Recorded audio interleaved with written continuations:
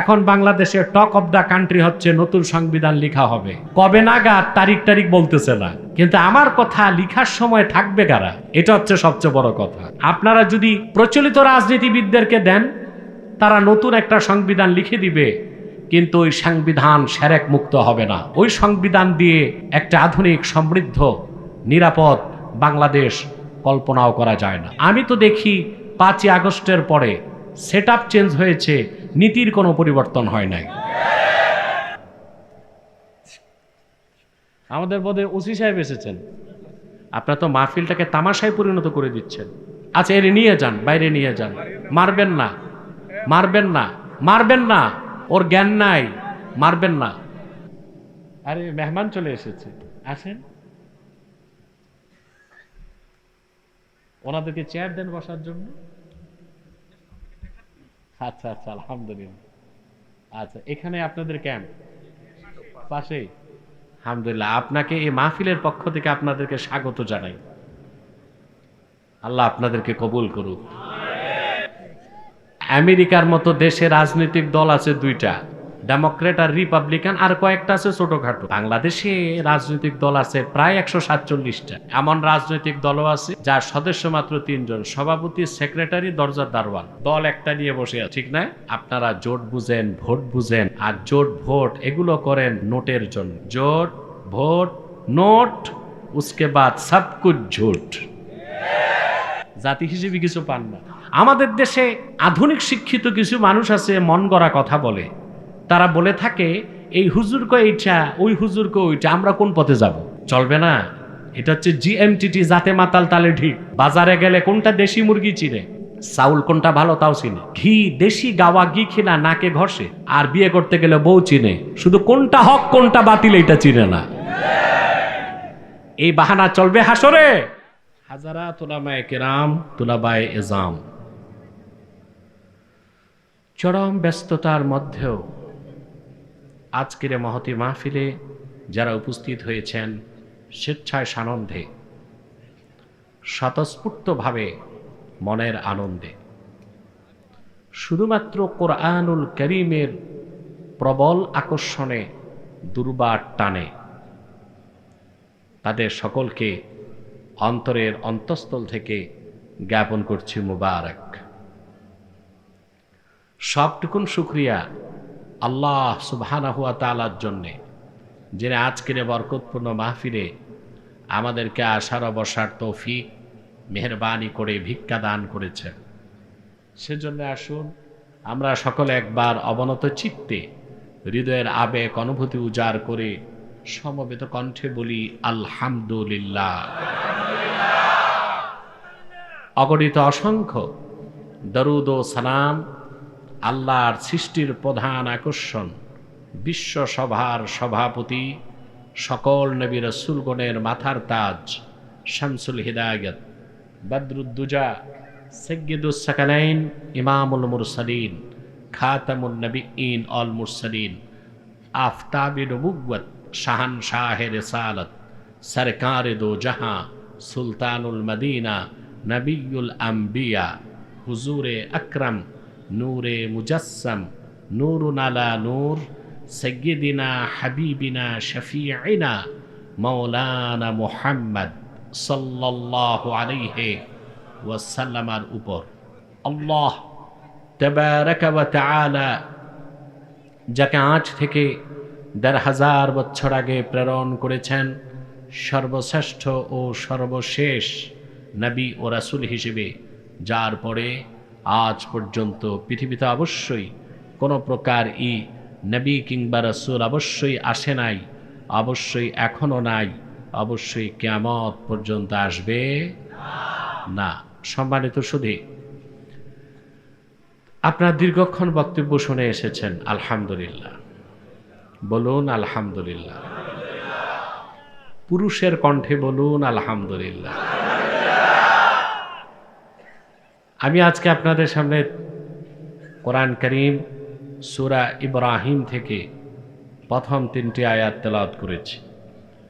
আপনাদের ইহকালীন কল্যাণ এবং পরকালীন মুক্তির লক্ষ্যে নির্ভরযোগ্য মুফাসসির এবং মুহাদ্দিসগণের দৃষ্টিকোণ থেকে কিছু কথা আপনাদের সামনে উপস্থাপন করার চেষ্টা করব।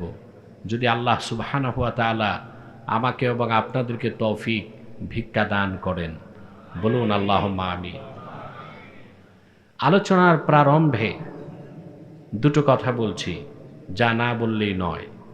আপনারা এখানে যারা এসেছেন আর ধৈর্যের চরম পরাকাষ্ঠা প্রদর্শন করে বসে আছেন, আসার পেছনে বসার পেছনে পার্থিব, জাগতিক, সামাজিক কিংবা রাজনৈতিক কোনো স্বার্থ নাই। আমরা এসেছি শুধুমাত্র আল্লাহ তার হাবিবের রেজামান্দি হাসিল করার জন্য, ইহকালীন কল্যাণ ও পরকালীন মুক্তির পথ খুঁজে পাবার জন্যে। আলহামদুলিল্লাহ। আপনারা যারা এসেছেন আর এখানে বসতে পেরেছেন, আপনার নির্ঘাত মনে রাখতে পারেন যে আল্লাহ তাআলা আপনাদেরকে পছন্দ করেছেন, আল্লাহ তাআলা আপনাদেরকে নির্বাচন করেছেন। সুবহানাল্লাহ বলবেন। তার প্রমাণ কি? তার প্রমাণ হচ্ছে আল্লাহ তার মুমিন বান্দাদের মধ্যে যাদেরকে ভালোবাসেন তাদেরকে আল্লাহ দ্বীন শেখার সুযোগ করে দেন, তাদেরকে আল্লাহ দ্বীনের সমাজ দান করেন।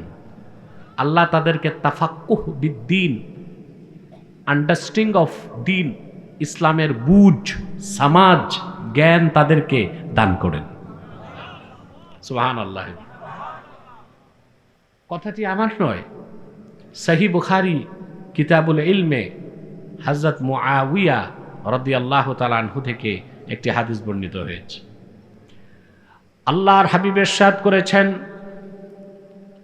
মান ইউরিদিল্লাহু বিহি খাইরান ইউফাক্কিহু ফিদ্দীন। আল্লাহ রাব্বুল আলামিন তার যে বান্দার কল্যাণ চান, ভালো চান, যাকে পছন্দ করেন, আল্লাহ তাকে দ্বীনের সমঝদার বানায় দেন। সুবহানাল্লাহ। ফাক্কাহা ইউফাক্কিহু মানে ফকিহ বানানো। কি বানানো? ইউফাক্কিহু ফিদ্দীন আইয়াজআলহু ফাকিহান ফিদ্দীন। বদরুদ্দিন আইনি ওমদাতুল কারীতে ব্যাখ্যাই করেছেন, আল্লাহ তার বান্দাদের মধ্যে যাকে পছন্দ করেন, যার কল্যাণ চান, আল্লাহ তাকে দ্বীনের সমঝ দিয়া, দ্বীনের ইলম শিখায়া দ্বীনের সমঝদার বানায় দেন। সুবহানাল্লাহ বলে। আমরা কি সৌভাগ্য পেয়েছি? পাই নাই? এতে আমরা আনন্দিত, খুশি? আলহামদুলিল্লাহ। আপনাদের জন্য দ্বিতীয় সুসংবাদ হচ্ছে, এখানে যারা বসে আছেন, একটু পর আমরা মুনাজাত করব, ঠিক না? এককভাবে না সম্মিলিতভাবে? সুবহানাল্লাহ। আমরা তখন গুনাহ মাফের দোয়া চাইব না? ইমামে হায়সামি মাজমাউজ জাওয়ায়েদের মধ্যে বর্ণনা করেছেন, আল্লাহর হাবিব ইরশাদ করেছেন, আমার কোন উম্মত যদি দোয়া করে, বাকিরা যদি তার সাথে সম্মিলিতভাবে আমিন আমিন বলে, আমার উম্মতের সম্মিলিত মুনাজাত আল্লাহ কবুল করে নিবে। তাহলে আমরা যে একটু পর দোয়া করব, মুনাজাত করব, আমাদের গুনাহগুলো মাফ হয়ে যাবে, আমরা নিষ্পাপ হয়ে বাড়ি যেতে পারবো। আলহামদুলিল্লাহ। এতেও কি আমরা খুশি? আলহামদুলিল্লাহ। এখন বেজার শুধু শয়তান। বেজার কে? তোমাদের মাথায় তো কালেমা শরীফ লেখা, তো তোমরা যে নিচে বসেছ, আমি উপরে, আমার বেয়াদবি হচ্ছে না? না না, খুলতে বলি নাই, তোমরা এসে স্টেজে বসে যাও। আসো, দুজন উপরে বসো, কিংবা ওই বাম পাশে চলে ওখানে বসো। কালেমাতুত তাইয়্যিবা লেখা থাকবে আর আমি উপরে বসবো, এটা তো সুএ আদাব, আদবের খেলাফ। এগুলো আমাদের খেয়াল রাখতে হবে সবসময়। সম্মানিত সুধী, তো শয়তান বেজার। এখন শয়তান একটা কাজ করবে, আপনাদের মুনাজাতের আগে উঠানো যায় কিনা? আমরাও নেক নিয়ত করে শয়তানের গালে একটা চপেটা ঘাত করতে চাই। আমরা নিয়ত করছি কিছুক্ষণ পরে আজকের মুনাজাত করে, গুনাহ মাফ করে, নিষ্পাপ বেহেশতি আল্লাহওয়ালা হয়ে বাড়ি যেতে চাই। কারা কারা হাত তুলে আল্লাহ তাআলাকে দেখা।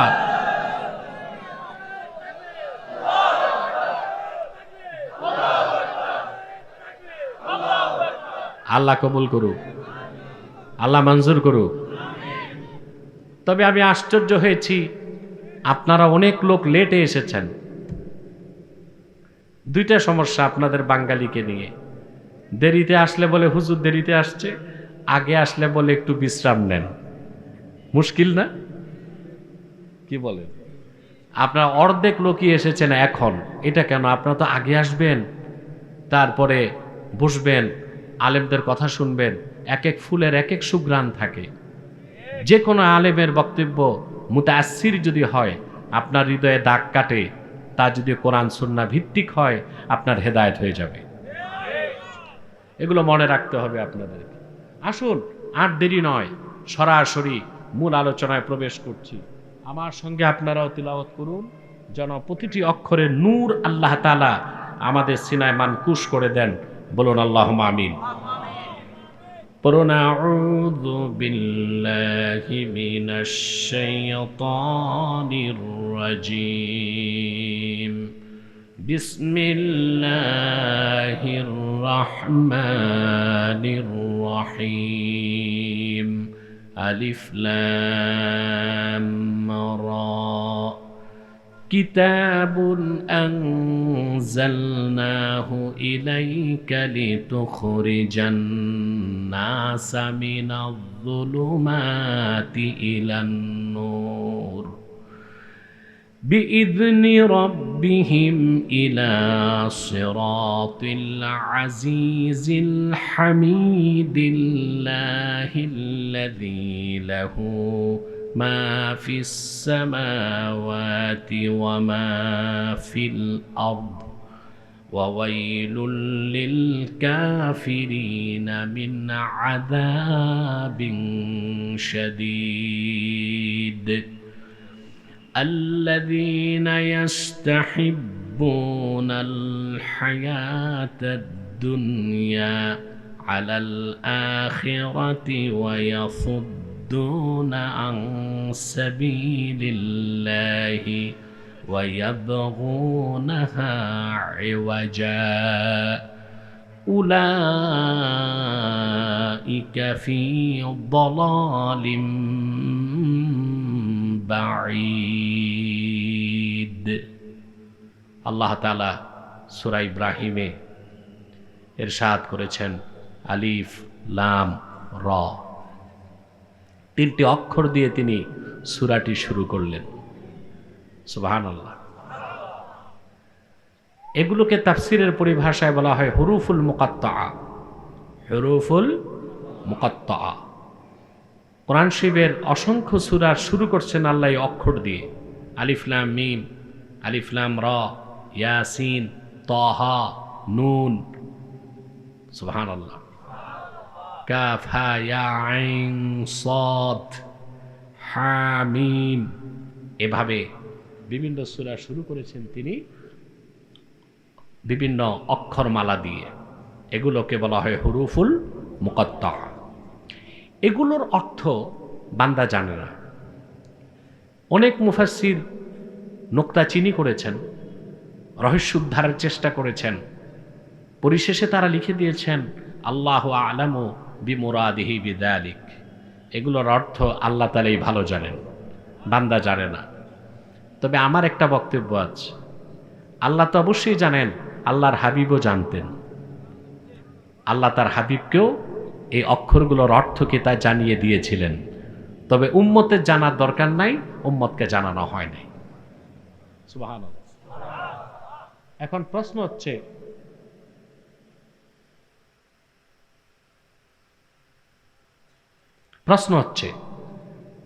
রাসূলুল্লাহ সাল্লাল্লাহু আলাইহি ওয়াসাল্লাম যে জানতেন এগুলোর অর্থ, তার দলিল কি? প্রশ্ন আসে না? দেখেন, আল্লাহ রাব্বুল আলামিন তার হাবিবকে ডেকে বলেন, লা তুহাররিক বিহি লিসানাকা লিতা'জালা বিহি ইন্না আলাইনা জামআহু ওয়া কুরআনাহু ফাইযা ক্বরা'নাহু ফাত্তাবি' কুরআনাহু সুম্মা ইন্না আলাইনা বায়ানাহু। আল্লাহ বলেন, প্রিয় হাবিব মুহাম্মদ সাল্লাল্লাহু আলাইহি ওয়াসাল্লাম, কোরআন কারীমকে আত্মস্থ করার জন্য আপনার জবান দ্রুত সঞ্চালনের দরকার নাই, দ্রুত নাড়াবেন না, বরং আপনি শুধু আমি যখন কোরআন নাজিল করব আপনি শুনবেন, তাতেই হবে। কোরআনকে আপনার সিনায় জমা করার দায়িত্ব আমি আল্লাহর, আর যে অংশ বুঝবেন না তা ব্যাখ্যা করে দেবার দায়িত্ব আমি আল্লাহ। সুবহানাল্লাহ। তো আল্লাহ তাআলা বলেছেন কোরআন কারীম সবটুকুন ব্যাখ্যা করে দেবার দায়িত্ব তার হাবিবের কাছে কার ছিল? সুবহানাল্লাহ। তাহলে তো বোঝা যায় বিসমিল্লাহর বা থেকে মিনাল জিন্নাতি ওয়ান নাসের সিন পর্যন্ত কোরআন কারীমে এমন কোন বাক্যের, এমন কোন শব্দের, এমন কোন অক্ষর নাই যেটার অর্থ রাসূলুল্লাহ নিজেও জানতেন না। সুবহানাল্লাহ। তাহলে অবশ্যই হুরুফে মুকাত্তাতের অর্থ রাসূলুল্লাহ সাল্লাল্লাহু আলাইহি ওয়াসাল্লাম জানতেন। যদি বলা হয় আল্লাহর হাবিবও জানতেন না, তাহলে তো বলতে হয় এগুলো অনর্থক নাজিল হয়েছে। কোরআন শরীফে অনর্থক একটা অক্ষর নাজিল হয় নাই। সুবহানাল্লাহ বলেন। কথা বুঝে এসেছে? সম্মানিত সুধী, দেখুন এই হুরুফে মুকাত্তাত গুলো হচ্ছে আল্লাহর পক্ষ থেকে এক প্রকার তাহাদ্দি, চ্যালেঞ্জ কাফেরদের সাথে। এটার আবার ব্যাখ্যা করেছেন ইমাম বায়জাবি রহমতুল্লাহ। সুবহানাল্লাহ। তিনি বলেন যে এই হুরুফুল মুকাত্তাআ, এই বিভিন্ন অক্ষর দিয়েও আল্লাহ তাআলা কাফেরদের সাথে, মক্কার কুরাইশদের সাথে চ্যালেঞ্জ করছেন। এখন এ কথাটা এতই জটিল যে এটা বুঝাতে আমাকে একটা ভূমিকা টানতে হয়। বলবো? ধৈর্য সূর্য আছে? মনোযোগ। কাফের মুশরিকরা যখন আল্লাহর শ্রেষ্ঠ কুদরত, তার হাবিবের শ্রেষ্ঠ মুজিজা কোরআনকে আল্লাহর কালাম বলে অস্বীকার করলো, আল্লাহর পক্ষ থেকে কাফেরদের কাছে চ্যালেঞ্জ আসলো। কি আসলো? প্রথম চ্যালেঞ্জ আল্লাহ রাব্বুল আলামিন ঘোষণা করেন, قُلْ لَئِنِ اجْتَمَعَتِ الْإِنسُ وَالْجِنُّ عَلَىٰ أَن يَأْتُوا بِمِثْلِ هَٰذَا الْقُرْآنِ لَا يَأْتُونَ بِمِثْلِهِ وَلَوْ كَانَ بَعْضُهُمْ لِبَعْضٍ ظَهِيرًا। মুহাম্মদ সাল্লাল্লাহু আলাইহি ওয়াসাল্লাম, আপনি বলুন কাফেরদেরকে, মুশরিকদেরকে, আরে মেহমান চলে এসেছে, আসেন,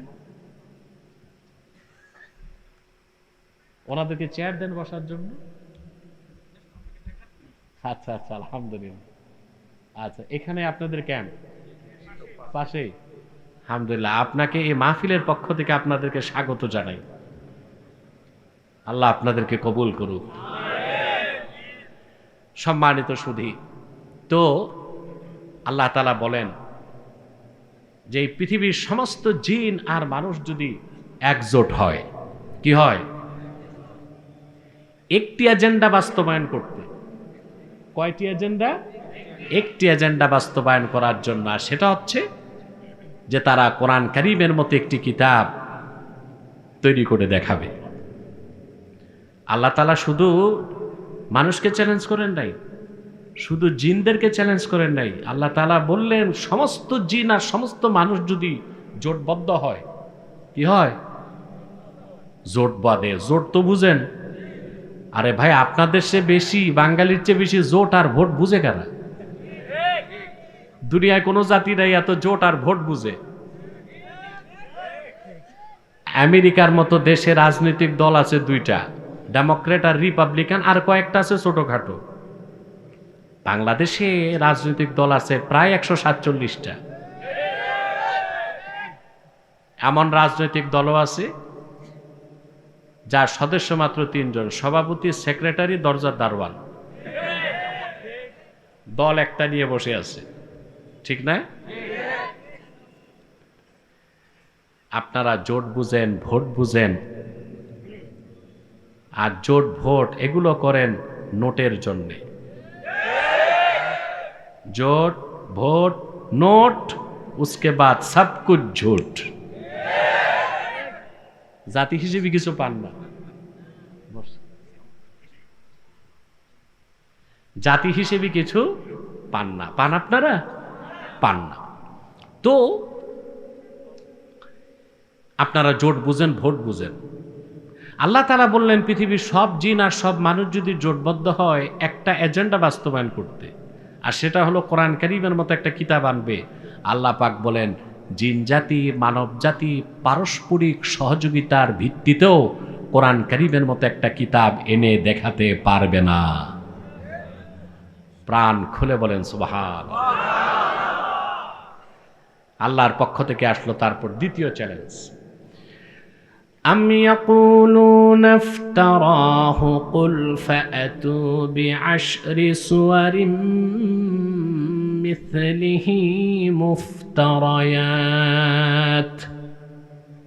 বরং কাফেরেরা বলে এ কোরআন আল্লাহর কথাটা মুহাম্মদ সাল্লাল্লাহু আলাইহি ওয়াসাল্লাম নিজেই রচনা করেন।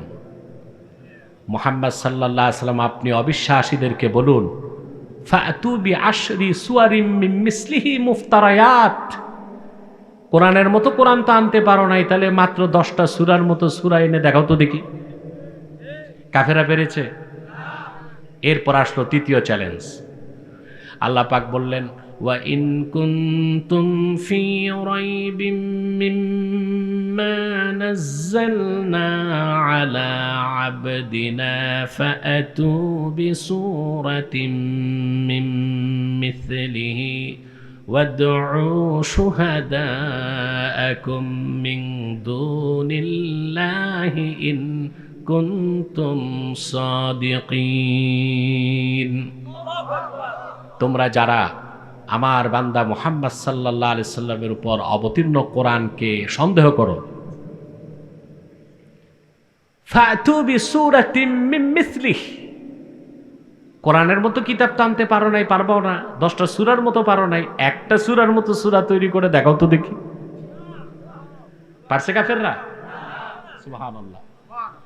এরপরে বাইজাবি বলেন হুরুফুল মুকাত্তাতের ব্যাপারে ওয়াকাদ তাহাদ্দাল্লাহু আযজা ওয়া জাল্লা বিহুরুফিল মুকাত্তাআ বিকুফারি কুরাইশ। আল্লাহর পক্ষ থেকে কাফেরদেরকে চতুর্থ চ্যালেঞ্জ হয়েছে হুরুফুল মুকাত্তাত দিয়ে, অক্ষর দিয়ে। সুবহানাল্লাহ বলেন। প্রথমে কিতাবের মতো কিতাব, তারপর 10টা সূরার মতো সূরা, তারপর একটা সূরার মতো সূরা, তারপর অক্ষর দিছেন আল্লাহ, যেই অক্ষরগুলো দিয়ে একটা বাক্য বানায় দেখাও তো কোরআনের মতো। আল্লাহু আকবার। কথাটি আমি স্পষ্ট করে দিচ্ছি, যে কোনো ভাষা লেখার জন্য এবং বলার জন্য প্রধান উপকরণ হচ্ছে অক্ষরমালা। অক্ষর ছাড়া কথা বলা যায়? লেখা যায়? এই যে কথা বলা যে আল্লাহর কত বড় নেয়ামত, তাও কি আমরা বুঝি? জি না, বুঝি না। আহা, মানুষ নাস্তিক হয় কখন? যখন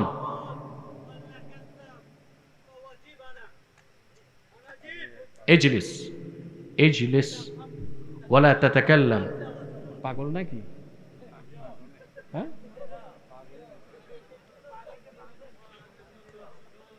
এর পাশে যারা আছেন তারা তাকে কন্ট্রোল করেন।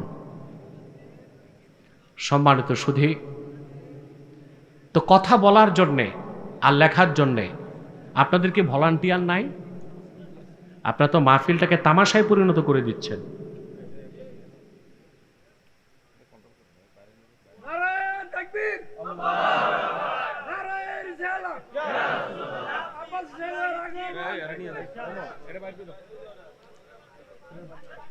বসায় রাখেন চুপচাপ, কিছু বললেন না, কিছু বললেন না, কিছু বললেন না, চুপচাপ চুপচাপ বসায় রাখেন। হ্যাঁ, আচ্ছা, এর নিয়ে যান, বাইরে নিয়ে যান। মারবেন না, মারবেন না, মারবেন না। ও পাগল, ওর জ্ঞান নাই, মারবেন না। তাহলে যে কোনো ভাষা লেখার জন্যে আর বলার জন্য কি লাগে? অক্ষর লাগে। সুবহানাল্লাহ। এই যে আমরা কথা বলি, এটা আল্লাহর কত বড় কুদরত আপনি চিন্তা করতে পারবেন? আল্লাহর কুদরত দেখার জন্যে মহাশূন্যে তাকাবেন, সবচেয়ে দূরে। আর আল্লাহর কুদরত সহজে দেখতে হলে নিজের দিকে তাকাবেন। কার দিকে? নিজের দিকে তাকাবেন। আল্লাহ কোরআন কারিমে বলেছেন অফি আনফুসিকুম আফালা তুবসিরুন, বান্দারা তোমাদের মধ্যে তো আমার অসংখ্য নিদর্শন রেখেছি, তা কি চোখ খুলে দেখো না? সুবহানাল্লাহ। এই যে আমরা কথা বলি, অক্ষর থাকলেই কথা বলা যায়? কথা বলেন যায়? কথা জাগে মনে, কোথায়? কথাকে সাজায় মস্তিষ্ক, মস্তিষ্ক নির্দেশ করে ফুসফুসকে, কথাকে পরিবহন করে বাতাস। কি করে? কথা জাগে মনে, সাজায় কে? ফুসফুস, বাতাস সাপ্লাই দেয়, পাম্পিং করে। আল্লাহ তাআলা মানুষের কণ্ঠে একটা যন্ত্র বানায় রাখছেন, ষড়যন্ত্র। এটা আবার করেন্সপেরেসি, ওই ষড়যন্ত্র না, এটার নামই হচ্ছে ষড়যন্ত্র। একটা যন্ত্র আল্লাহ লাগায় রাখছেন, এটা মানুষকেই আল্লাহ দিছেন, আর কোনো পশু প্রাণীকে দেন নাই। এখান থেকে বোঝা যায় ওই কথিত বিজ্ঞান আমাদেরকে যেটা বলে মানুষ হচ্ছে ন্যাচারাল সিলেকশন, অর্থাৎ প্রকৃতির খামখেয়ালিতে এমনি মানুষ হয়ে গেছে, বানর থেকে, হনুমান থেকে, নওজবিল্লাহ। এগুলো বিজ্ঞান না, অজ্ঞান। এগুলো কি? অজ্ঞান। এই কথা পৃথিবীতে প্রথম বলেছে চার্লস ডারউইন। ডারউইন বলেছে। ডারউইন কোনো বিজ্ঞানী ছিল না। ঘুরতে ঘুরতে যে কোথায় যে শয়তান তারে অসোসা দিছে, কোথায় কি দেখছে আফ্রিকার কোন জঙ্গলে, ও এসে লিখে দিছে দ্য থিওরি অফ এভলিউশন, বিবর্তনবাদ, যে মানুষ বিবর্তনের মাধ্যমে হয়েছে, মানুষ হচ্ছে ন্যাচারাল সিলেকশন। আমরা বলি না, মানুষ হচ্ছে best creation of almighty Allah, selected by Allah. আল্লাহর শ্রেষ্ঠ সৃষ্টি মানুষ, আল্লাহর নির্বাচিত সৃষ্টি মানুষ, বলেন সুবহানাল্লাহ। যদি বিবর্তনের মাধ্যমেই বানর, হনুমান, শিবপাঞ্জি থেকে মানুষ হইতো, তো মানুষ শুধু কথা বলে কেন? বানরেরও তো কথা বলার দরকার ছিল। হনুমানের কথা বলে না, বলতে পারে?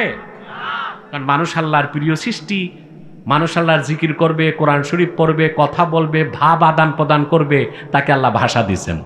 এই জন্য কথা বলার যন্ত্রটা আছে শুধু কার? আল্লাহর এই একটা কুদরত দেখলেই বিবর্তনবাদ মিথ্যা প্রমাণিত হয়ে যায়। সুবহানাল্লাহ বলেন। কথা জাগে মনে, সাজায় কে? মস্তিষ্ক, পরিবহন করে বাতাস। মনের কথা মাথা সাজায় দেয়, বাতাস পরিবহন করে আনে, দুই ঠোঁটের ঘর্ষণে অক্ষরে রূপ নিয়া ভাষায় প্রকাশ পায়। সুবহানাল্লাহ। আরবি ভাষা বলার জন্যও, লেখার জন্য অক্ষর আছে। আল্লাহ তাআলা কুরাইশ কাফেরদেরকে সেই চ্যালেঞ্জটাই করলেন হুরুফুল মুকাত্তাতের মাধ্যমে, যে আমি আল্লাহর ভাষা আরবি, মুহাম্মদ সাল্লাল্লাহু আলাইহি ওয়াসাল্লামের ভাষাও আরবি, কোরআনের ভাষাও আরবি, কুরাইশরা তোমাদের ভাষাও তো আরবি। সেই ভাষা বলার জন্য আর লেখার জন্য যে অক্ষর লাগে তা তো তোমাদের হাতেই আছে। যেমন আলিফ লাম রা, আলিফ লাম মিম, ইয়াসিন, তাহা।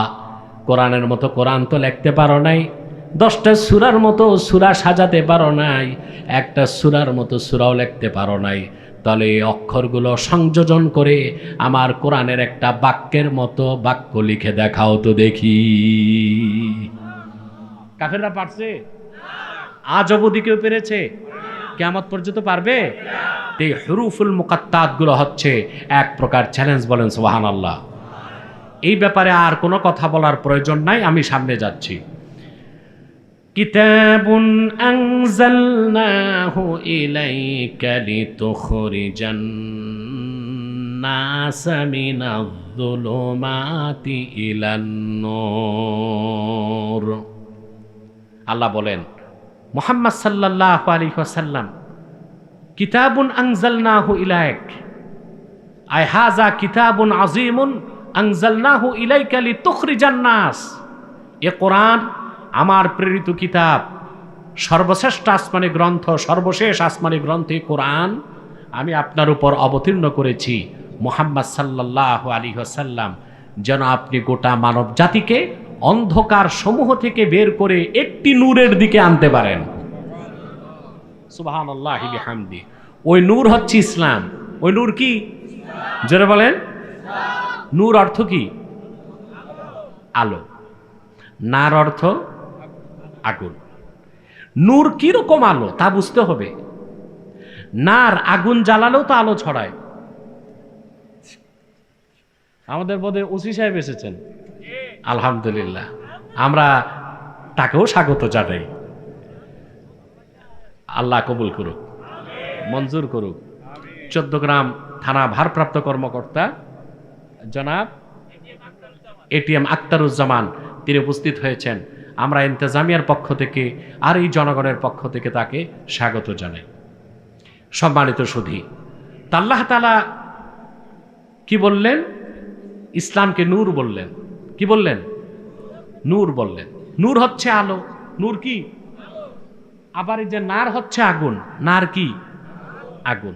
নার যখন জ্বালানো হয় আগুন, বুঝলেন, আলো ছড়ায় না। আগুন নিভাই দিলে আলো বন্ধ। সূর্য আলো দেয় না, এটাকে বলা হয় দাউ উশ-শামস, দিয়া, সূর্যের জ্যোতি। কিন্তু মেঘমালা চলে আসলে এটা আমরা পাই না, রাত হয়ে গেলে পাই না, কিয়ামতের পর ধ্বংস হয়ে যাবে, আর পাবো না। কিন্তু যেটা নূর আল্লাহর পক্ষ থেকে সেটা ম্লান হয় না, অনন্তকাল অম্লান থাকে। বলেন সুবহান। ইসলামকে আল্লাহ বলেছেন নূর। অত্যন্ত দুঃখ এবং পরিতাপের বিষয়, আমার দেশের শতকরা 88% মানুষই মুসলমান যারা দাবিদার, ইসলাম সম্পর্কে তাদের সুস্পষ্ট কোনো ধারণা নাই। তারা ইসলামকে মনে করে গতানুগতিক একটা ধর্ম। না, ইসলামের পরিচয় জানতে হবে। ইসলামকে আল্লাহ রাব্বুল আলামিন নূর বলেছেন। ইসলামের পরিচয় তুলে ধরতে যে আল্লাহ তাআলা কোরআনুল কারীমের মধ্যে ইসলামের বিভিন্ন বিশেষণ তুলে ধরেছেন। যেমন তিনি এক জায়গায় বলেন, ফামান ইয়াকফুর বিত্তাগুতি ওয়া ইউমিন বিল্লাহি ফাকাদ ইসতামসাকা বিল উরওয়াতিল উসকা। ইসলামকে আল্লাহ এখানে বললেন উরওয়াতুন উসকা। সুবহানাল্লাহ। উরওয়াতুন উসকা অর্থাৎ যে ব্যক্তি তাগুতকে অস্বীকার করলো আর মহান আল্লাহকে বিশ্বাস করলো, সে তো উরওয়াতুন উসকাকে ধরলো। এমন এক শক্ত হাতল হচ্ছে উরওয়াতুন উসকা, লা ইনফিসাম আলাহা আই লা ইনকিতা আলাহা। এটা ধরলে শেষ গন্তব্য হবে বান্দার আল্লাহর জান্নাত, মাঝখানে কোনো বিরতি নাই। বলেন সুবহানাল্লাহ। ইসলামকে আল্লাহ বলেছেন উরওয়াতুন উসকা। ইসলামকে আল্লাহ রাব্বুল আলামিন নূর বলেছেন। ইসলাম ছাড়া যা ছিল, আছে আর থাকবে, যত তন্ত্রমন্ত্র মতবাদ, ইসলামকে আল্লাহ নূর বলেছেন। সুবহানাল্লাহ। হকের পথ একটা, সত্য একটাই, সেটা ইসলাম। এই জন্য আল্লাহ এটাকে নূর বলেছেন। আরেক জায়গায় আল্লাহ ইসলামকে শুধু নূর বলেন নাই, নূরুল্লাহ বলছেন। এটা আল্লাহর নূর। সুবহানাল্লাহ বলেন। কার নূর? আল্লাহ রাব্বুল আলামিন বলেন, ইউরিদুনা লিইউতফিউ নূরাল্লাহি বিআফওয়াহিহিম ওয়াল্লাহু মুতিম্মু নূরিহি ওয়ালাউ কারিহাল কাফিরুন। আল্লাহ পাক বলেন, কাফের মুশরিক অবিশ্বাসীরা মুখের ফু দিয়ে আল্লাহর নূরকে নিভাই দিতে চায়। অবশ্যই আল্লাহ তার নূরকে পরিপূর্ণতা দান করবেন। আল্লাহ তাআলা ১৫০০ বছর আগে তার হাবিব মুহাম্মদ সাল্লাল্লাহু আলাইহি সাল্লামের মাধ্যমে আল্লাহ তার নূরকে পরিপূর্ণতা দান করেছেন। সেই নূর হলো ইসলাম। কিয়ামত তক পৃথিবীর সমস্ত কাফের মুশরিক বেঈমান তাগুতি শক্তি, পরাশক্তি, ধরাশক্তি, অপশক্তি সম্মিলিত চেষ্টা করেও আল্লাহর নূর চেরাগে মুহাম্মাদি দ্বীন ইসলামের এক জাররা পরিমাণ ক্ষতি করতে পারবে না। পারবে? এটা রক্ষক কে? দ্বীন ইসলামের রক্ষক কে? সুবহানাল্লাহি বিহামদি। ইসলাম হচ্ছে আল্লাহর নূর, ইসলাম হচ্ছে চেরাগে মুহাম্মাদি। কিয়ামত তক ইসলাম মানুষকে অন্ধকার থেকে আলোর পথ দেখাবে। এই পৃথিবীর কোন অপশক্তি, কোন ধরাশক্তি, কোন তাগুতি শক্তি সম্মিলিত প্রচেষ্টার মাধ্যমে ইসলামের এক জাররা পরিমাণ ক্ষতি করতে পারবে না। একটা কথা আমি বলি, আমার দেশে অনেক বক্তা, প্রবক্তা কিংবা স্কলার যারা, এখন তো স্কলারও আছে, আবার কিছু স্ক্রু ড্রাইভারও আছে। এরা বিভিন্ন সময় ওয়াজ করতে যে ভুল করে ফেলে। ভুলটা এইরকম করে যে কথায় কথায় বলে আমাদেরকে এক হইতে হবে, নতুবা ইসলামের ক্ষতি হবে, আমাদেরকে মজবুত হইতে হবে, নতুবা ইসলামের ক্ষতি হবে। আরে ভাই, ইসলাম কি ক্ষতি হওয়ার জিনিস নাকি? ইসলামের ক্ষতি হতে পারে? আমাদের ভুলের কারণে ওনাকে বসতে দাও, তুমি একটু সাইডে বসো। আমাদের ভুলের কারণে ইসলামের ক্ষতি হবে না, মুসলমানের ক্ষতি হবে। ইসলামের ক্ষতি হওয়া এক বিষয়, আর মুসলমানের ক্ষতি হওয়া আরেক বিষয়। এটা মাথায় থাকবে। ইসলামের ক্ষতি করা সম্ভব না। আবার কিছু মূর্খ বক্তা এটাও বলে ইসলাম ধ্বংস হয়ে যাবে যদি আমরা এক না হই। বেটা, ইসলাম যে কি তুমি নিজেই বুঝো নাই। ইসলাম ধ্বংস হওয়ার জিনিস না, এটা ক্ষয় হবে না, লয় হবে না। ইসলাম পরিপূর্ণ হয়ে গিয়েছে ১৫০০ বছর আগে। কিয়ামত তক্তা অক্ষুণ্ণ এবং অম্লান থাকবে, তার মধ্যে কোনো পরিবর্তন আসবে না, পরিবর্তন আসবে না। আওয়াজ করে বলেন সুবহানাল্লাহ। আমার ভাইয়েরা, আল্লাহ রাব্বুল আলামিন ইসলামকে বলেছেন নূর, আবার বলেছেন নূরুল্লাহ, আল্লাহর নূর। শুধু তাই নয়, আল্লাহ রাব্বুল আলামিন শুধুমাত্র মুহাম্মদ সাল্লাল্লাহু আলাইহি ওয়াসাল্লামের আনিত দিন ইসলামকে দীনুল্লাহ বলেছেন, আল্লাহর দিন। সুবহানাল্লাহ বলবেন। অন্য যত ধর্ম আছে, এই ধর্মের নামগুলো প্রমাণ দেয় ধর্মগুলো সাম্প্রদায়িক, একটা সম্প্রদায়।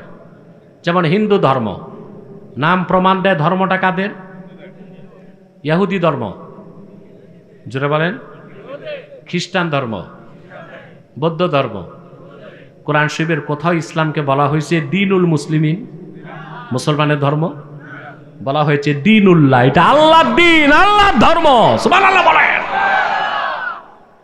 আল্লাহ রাব্বুল আলামিন বলেন, ইযা জাআ নাসরুল্লাহি ওয়াল ফাতহ ওয়া রাআইতান নাসা ইয়াদখুলুনা ফি দীনিল্লাহি আফওয়াজা। ইসলামকে আল্লাহ বলেছেন দ্বীনুল্লাহ, এটা কার দিন? তাহলে আমাদের দেশে যারা তথাকথিত মুক্ত চিন্তার ধারক বাহক, বুদ্ধিজীবী সমাজ, সুশীল সমাজ, সমাজের তো অভাব নেই, এরা প্রায় কথায় কথায় আলেম ওলামাকে বলতে চায় সাম্প্রদায়িক। না, যারা ইসলামের কথা বলে তারা সাম্প্রদায়িক হতে পারে না। প্রত্যেকটা ধর্ম সাম্প্রদায়িক, কিন্তু ইসলাম এসেছে ১৫০০ বছর আগে গোটা বিশ্ব মানবতার কল্যাণে। সাম্প্রদায়িকতার অনেক ঊর্ধ্বে ইসলামের অবস্থান, বলেন সুবহানাল্লাহ। কথা বুঝতেছেন? সম্মানিত সুধী, এই দিন ইসলাম, এই ইসলাম পূর্ণাঙ্গ হয়ে গেছে ১৫০০ বছর আগে। এটাকে আল্লাহ বলেছেন নূর। কি বলেছেন? এর বাইরে যা আছে সব বাদ। সব কি বাদ? আল্লাহ রাব্বুল আলামিন বলেন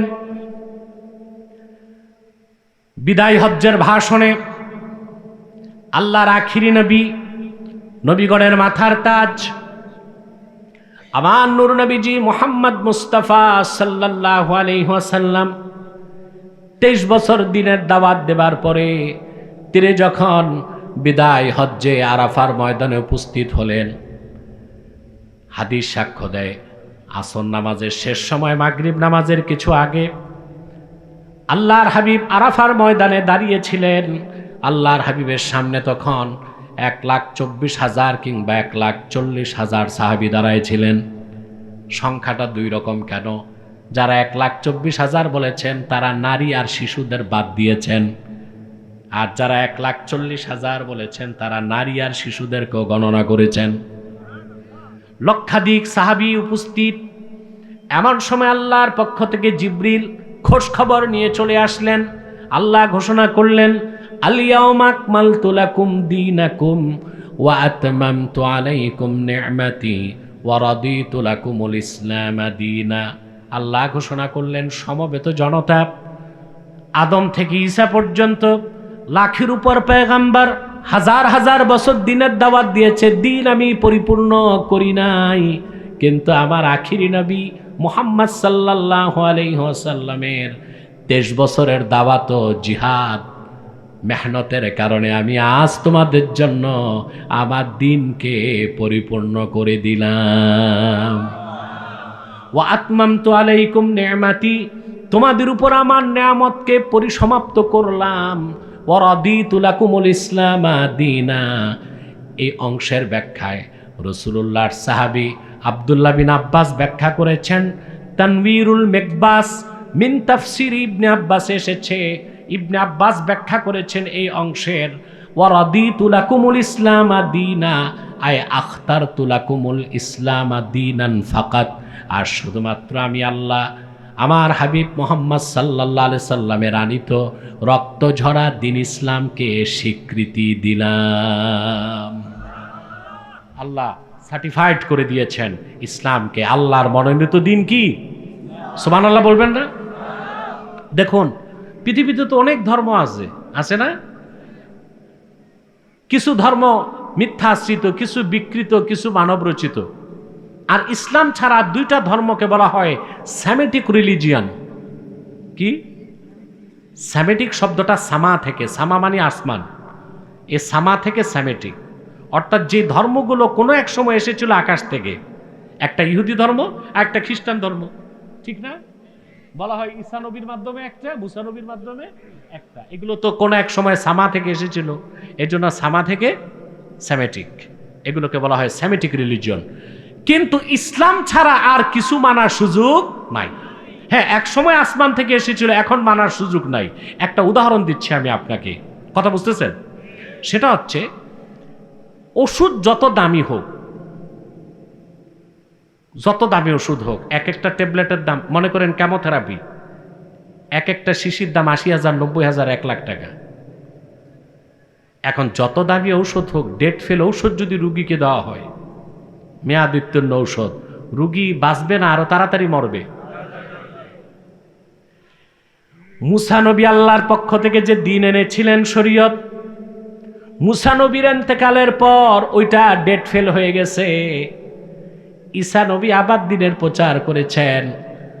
আল্লাহর আখিরি নবী মুহাম্মদ সাল্লাল্লাহু আলাইহি সাল্লামের মাধ্যমে আল্লাহ দিনকে পরিপূর্ণ করার পরে ঈসার আনিত দিন মেয়াদ উত্তীর্ণ হয়ে গেছে। এখন শুধু ইসলাম, কেবল ইসলাম, একমাত্র ইসলাম। পূর্বে ডেট ফেল কোনো কিছু নেবার সুযোগ নাই। ডেট ফেল ওষুধ যেমন রুগী বেড়ে ফেলে, ডেট ফেল ধর্ম ইমান নষ্ট করে ফেলবে,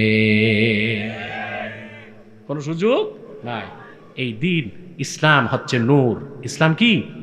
এছাড়া সব কি? জুলুমাত। সব কি? জুলুমাত, সব অন্ধকার। এরপরে আল্লাহ তাআলা বলেন, বিইذনি রাব্বিহিম ইলা সিরাতিল আজিজিল হামিদিল্লাহিল্লাযী লাহু মা ফিস সামাওয়াতি ওয়া মা ফিল আরদ। মুহাম্মদ সাল্লাল্লাহু আলাইহি সাল্লাম, আপনার উপরে কোরআন আমি নাজিল করেছি যেন আপনি গোটা মানব জাতিকে অন্ধকার সমূহ থেকে একটা নূরের দিকে আনেন। সে নূর কি? এতক্ষণ কি বুঝাইলাম? বিইজনি রাব্বিহিম, মানব জাতির রবের অনুমতি ক্রমে। এরপর আল্লাহ আবার ইসলামের একটা পরিচয় তুলে ধরেছেন। এই ইসলাম কি?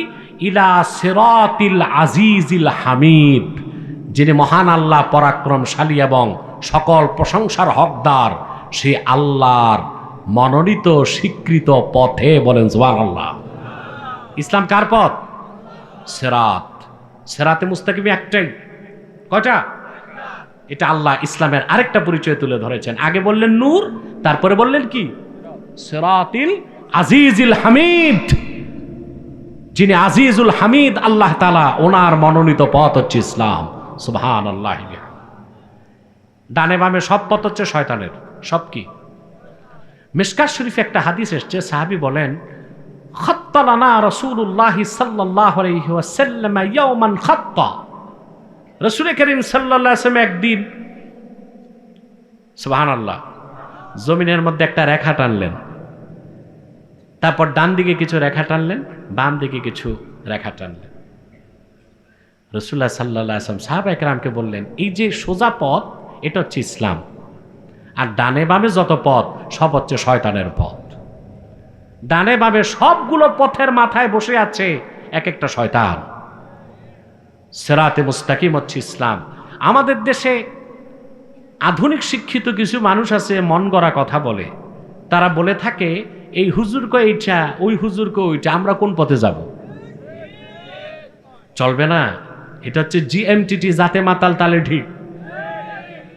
বাজারে গেলে কোনটা দেশি মুরগি চিনে, চাউল কোনটা ভালো তাও চিনে, ঘি দেশি গাওয়া ঘি কিনা নাকে ঘষে। আর বিয়ে করতে গেলে বউ চিনে, শুধু কোনটা হক কোনটা বাতিল এটা চিনে না। এই বাহানা চলবে হাসরে? কোন হুজুর কোনটা বলল তা দেখার দরকার নাই। যার কথা কোরআন থেকে, হাদিস থেকে, ইজমা থেকে, কিয়াস থেকে, আর যার কথার পক্ষে মুহাদ্দিস মুফাসসির ইমামদের বক্তব্য পাওয়া যায়, সেটাই তো হকের পথ। কথা বলে না? ব্যক্তি যত বড় হোক, তার দলিলবিহীন কথা গ্রহণ করার কোনো সুযোগ নাই। আর ব্যক্তি যত ছোট হোক, তার কথার পক্ষে যদি ডকুমেন্টস থাকে, এভিডেন্স থাকে, সেটা আপনি গ্রহণ করতে পারেন নির্দ্বিধায়, বিনা বাধায়। সুবহানাল্লাহ বলে। বলবেন তাহলে মাযহাব মানেন কেন? এটাও মানার পক্ষে একটা হিকমা আছে। আবু হানিফার জন্ম ৮০ হিজরিতে। কত হিজরিতে? সহজ কথা, কত আগের মানুষ? তাবেঈ। উনি তাবেঈ, ৪ জন সাহাবী সাক্ষাৎ লাভ করছেন। ১২০০ তাবিনের কাছে গেছেন হাদিস শিখতে, ফিকহ শিখতে। উনি কোরআন হাদিস যা বুঝছেন, আমরা সল্টু বল্টু শিকিয়াদ্রি পাস শিকারা কিয়ামত তক হায়াত পেল তা কি বুঝবো? এজন্য আমরা আমাদের ব্যাখ্যাটা নিরাপদ মনে করি না, আবু হানিফার ব্যাখ্যাটা নিরাপদ মনে করি, মালিকেরটা নিরাপদ মনে করি, শাফিরটা নিরাপদ মনে করি, আহমদ বিন হাম্বলেরটা নিরাপদ মনে করি, সুয়ুতির তাফসীর নিরাপদ মনে করি। কথা বলে না? ইবনু কাসিরেরটা নিরাপদ মনে করি, ফখরুদ্দিন রাজিরটা নিরাপদ মনে করি, বাগাবইটা নিরাপদ মনে করি। সেই জন্য আমরা মহান ইমামদের বক্তব্য ব্যাখ্যা হিসেবে গ্রহণ করি। অতএব যার কথার পক্ষে কোরআন হাদিস ইজমা কিয়াস আছে তারটাই মানবেন। আর যার কথার পক্ষে কোরআন হাদিস ইজমা কিয়াস নাই, পূর্ববর্তী মুহাদ্দিসদের কথার বিপক্ষে যায়, ওটা স্কলার না, ওটা স্ক্রু ড্রাইভার, ওটা বক্তা না, ওটা প্রবক্তা। ওটা আপনাদেরকে জাহান্নামের তক্তা বানাবে। আপনাদেরকে সাবধান হতে হবে, সতর্ক হতে হবে। অতএব এই হুজুরকে এইটা, ওই হুজুরকে ওইটা, কোন পথে যাব না, এগুলো চলবে না, দান্দাবাজির কথা। আপনি তো বউ চিনেন, মাছ চিনেন, মুরগি চিনেন, ঘি চিনেন, শুধু হক কোনটা বাতিল কোনটা এটা চিনবেন না। এটা হচ্ছে জাতে মাতাল। এই বাহানা হাসর ময়দানে চলবে না। আল্লাহ তাআলা বলেন ইসলাম হচ্ছে সিরাতুল আজিজিল হামিদ। আল্লাহ এখানে ওনার দুইটা সিফত উল্লেখ করছেন, একটা হচ্ছে আজিজ, আরেকটা হচ্ছে হামিদ। সুবহানাল্লাহ। আজিজ অর্থ হচ্ছে আল্লাযী লা ইউগালাব, যিনি মাগলুব হন না, সবসময় গালেব হন। সবচেয়ে চমৎকার ব্যাখ্যা করেছেন ফখরুদ্দিন রাজি আজিজ শব্দের। তিনি বলেন আজিজ অর্থ আল্লাযী লা ইউজাদু লাহু মিসলুন, আকাশ ও জমিনে যার কোনো মেসাল নাই, দৃষ্টান্ত নাই, তিনি আল্লাহ, তার নাম হচ্ছে আজিজ। আল্লাহর কোনো মেসাল আছে? আল্লাহর এই সিফত আজিজ নাম থেকে এটা প্রমাণিত হয়, সকল আকারের স্রষ্টা আমার আল্লাহ নিরাকার। সুবহানাল্লাহ বলে। এটা আহলুস সুন্নাহ ওয়াল জামাতের আকীদা ও বিশ্বাস। সকল আকারের স্রষ্টা আমার আল্লাহ নিরাকার। সুবহানাল্লাহ বলবেন না? বলতে পারেন কোরআন কারীমে তো আল্লাহর হাতের কথা আসছে, ইয়াদুল্লাহি ফাওকা আইদিহিম। আল্লাহর চেহারার কথাও এসেছে কোরআন কারীমে, আল্লাহর কদমের কথাও এসেছে। এখন হাত অর্থ কি সব জায়গায় এইরকম হাত? কথা বলে না। মনে করুন 14 গ্রামে সল্টু বল্টুর মাথা ফাটাই দিছে, তো ওখানে কথা উঠেছে এখানে আব্বাসির হাত আছে। এর মানে আমার হাত লম্বা হয়ে 14 গ্রাম গেছে নাকি? এর মানে আমার মেকানিজম আছে। তাই বোঝা যায় সব সময় হাতের অর্থে এরকম হাত হয় না। আল্লাহর হাত আছে বিশ্বাস করতে হবে, কি রকম চিন্তা করা যাবে না। সুবহানাল্লাহ বলে। কেউ যদি মনে করে আমাদের মতো আল্লাহর হাত 5 আঙ্গুল বিশিষ্ট, এটা শিরক হবে। আবার কেউ যদি বলে আল্লাহর হাত আছে বলা যাবে না, এটা কুফর হবে। তাহলে ব্যাখ্যা কি? ইমাম আজম ব্যাখ্যা দিয়েছেন ফালাহু ওয়াজহুন লাইসা কা উজুহিনা ওয়ালাহু ইয়াদুন লাইসা কা আইদিনা ওয়ালাহু রিজলুন লাইসা কা আরজুলিনা লাইসা কামিসলিহি শাই। আল্লাহ রাব্বুল আলামিনের চেহারা আছে, আমাদের মতো চেহারা নয়, আল্লাহ তাআলার হাত আছে, আমাদের মতো হাত নয়। আল্লাহ তাআলার কদম আছে, আমাদের মতো কদম নয়। লাইসা কামিসলিহি শাই, ওনার কোনো উদাহরণ নাই, দৃষ্টান্ত নাই।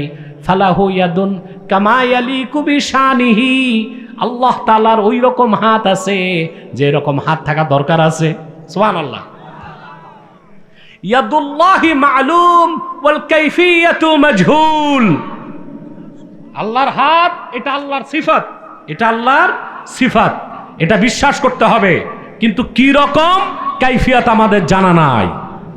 এই জন্য ফখরুদ্দিন রাজি রাহমাতুল্লাহি আলাইহি তাফসীর কাবীরের মধ্যে আল্লাহর আজিজ নামের ব্যাখ্যায় লিখেছেন, ওয়াকাদ আজমাআল উলামাউ মিন উম্মতি মুহাম্মাদিন সাল্লাল্লাহু আলাইহি ওয়াসাল্লাম আন্নাল্লাহ আযজা ওয়া জাল্লা মুনাজ্জাহুম মিনাল জিসমে।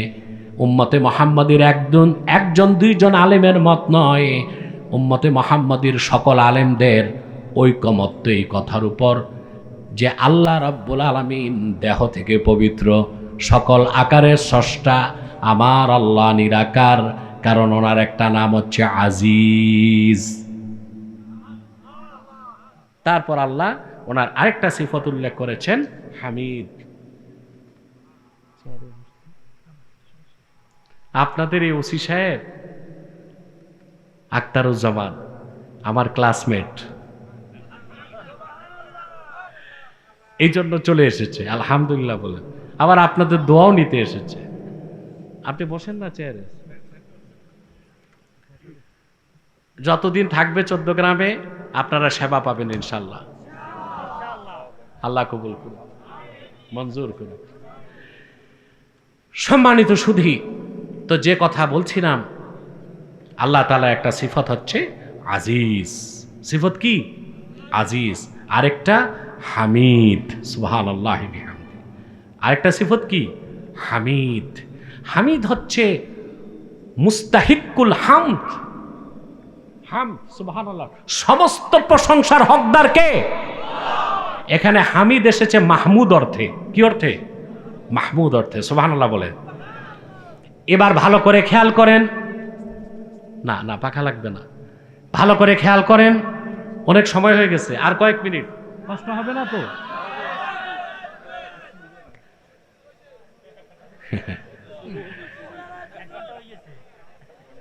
শোনেন শোনেন, আপনারা কয়েক ঘন্টা কথা শুনেন, কিছু বুঝেন না, ওর চেয়ে লাভ বেশি কম কথা শুনবেন, বুঝবেন বেশি।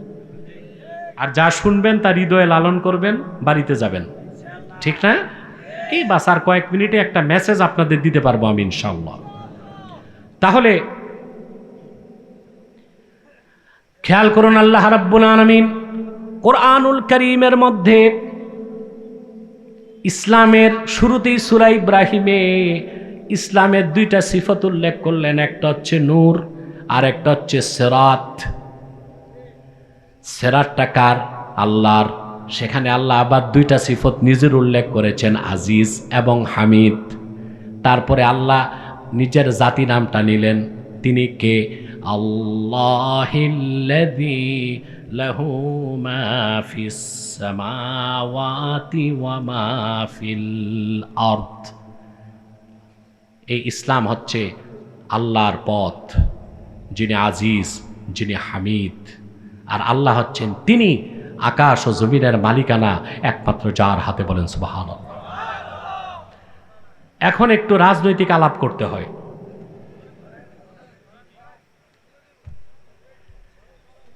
প্রচলিত রাজনীতি না, কোরআন সুন্নাহর যে রাজনীতি, প্রচলিত রাজনীতি যারা করে তাদের মধ্যে আর কোরআন কারীমের রাজনীতি যারা করে তাদের মধ্যে এখানেই মৌলিক পার্থক্য। প্রচলিত রাজনীতি যারা করে তাদের বিশ্বাস জনগণ সার্বভৌমত্বের মালিক, আর ইমানদারদের বিশ্বাস সার্বভৌমত্বের মালিক একমাত্র আল্লাহ রাব্বুল আলামিন। এই জন্য ইমানদাররা যে সংবিধান লিখবে সেটা, আর অবিশ্বাসীরা যে সংবিধান লিখবে ওইটা, আকাশ পাতাল পার্থক্য হবে। এখন বাংলাদেশে টক অব দ্য কান্ট্রি হচ্ছে নতুন সংবিধান লেখা হবে।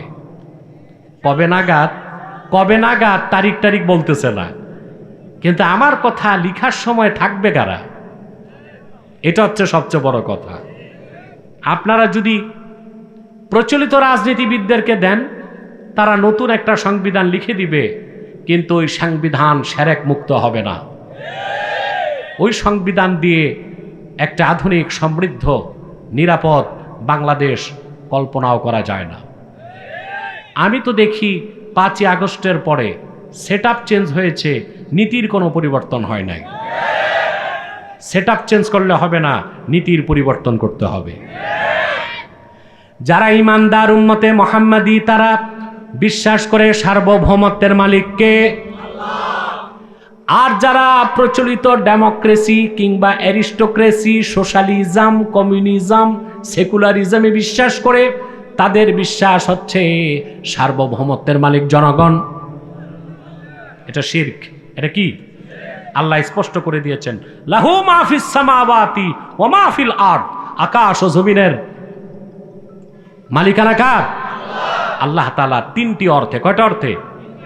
মুলকান, খালকান, আবিদান। আকাশ ও জমিনের স্রষ্টাকে আল্লাহ তাআলা। আকাশ ও জমিনের রাজত্ব কার? আল্লাহ তাআলার। আর এই সৃষ্টিকুল কার বান্দা? আল্লাহর বান্দা। এই জন্য সার্বভৌমত্বের মালিককে সুবহানাল্লাহি বিহামদি। এটা যদি ঠিক রাখতে পারেন, ওই রাজনীতি আপনার জন্য ইবাদত হয়ে যাবে। আর এটা যদি ঠিক রাখতে না পারেন, জনগণ ক্ষমতার উৎস আর সার্বভৌমত্বের মালিক, এই আকীদায় যে রাজনীতি, তা মূর্তি পূজার মতোই শিরকের পথে আপনাকে নিয়ে যাবে। এবার আসেন, কথা একটু বুঝাই আপনাকে। হিন্দুরা নিজ হাতে মূর্তি বানায়, নিজ হাতে মূর্তি তৈরি করে নিজের বানানো মূর্তির উপর ঈমান আনে, তাই না? এরপর আবার যখন পূজা পার্বণ হয়ে যায়, তখন এটাকে নিয়ে নদীতে বিসর্জন দেয়। নিজ হাতে বানাইলো, ঈমান আনলো, আবার ধ্বংস করলো। তো এখন যারা সার্বভৌমত্বের মালিক জনগণ বলে, তারা কিন্তু ওই রকমই কাজটা করতেছে। ধরনটা ভিন্ন, কিন্তু শিরক হচ্ছে। যেমন তারা জনগণকে সার্বভৌমত্বের মালিক মনে করে, জনগণ জনপ্রতিনিধি বানায়, জনপ্রতিনিধিরা আইন বানায়, সংবিধান লেখে, তারপর তারা নিজেদের তৈরি করা সংবিধানে ঈমান আনে, আবার যখন জুত হয় না, নিজেদের সংবিধান নিজেরাই খেয়ে ফেলে। এটা মূর্তি পূজার মতো শিরকি কাজ হইল না? এবার আসেন, হযরত ওমর রাদিয়াল্লাহু তাআলা আনহুর একটি কথা শোনাই। হযরত ওমর বলেছেন, কথাটা হৃদয়ে গেঁথে নিবেন, পারবেন তো ইনশাআল্লাহ? হযরত ওমর বলেছেন, কুন্না ফিল জাহিলিয়াতি নাসনাউল আসনামা বিল আজওয়া। জাহিলি যুগে, ইসলাম গ্রহণের আগে আমরা খেজুর দিয়া মূর্তি বানাইতাম। কি দিয়ে? আরে ভাই, আগে বুঝেন না, খেজুর দিয়া মূর্তি বানাইতাম। তারপর এটারে দেবদেবী হিসেবে বুকে রাখতাম, বগলে রাখতাম, চুমা খাইতাম, ক্ষুধা লাগলে খেয়ে ফেলতাম। কারণ সমস্যা হইতো না, তৈরি ছিল কিসের মূর্তি? খেজুরের। তা হিন্দুদেরকে আমার পরামর্শ, তোমরা মাটি দিয়া না বানায় আটা দিয়া বানাও, তেলার নদীতে ফেলতে হবে না, এটারে ব্রেড বানায় খাওয়া যাবে। তো দেখেন, চিন্তা করে হযরত ওমর রাদিয়াল্লাহু তাআলা আনহু বলেছেন, আমরা খেজুর দিয়া মূর্তি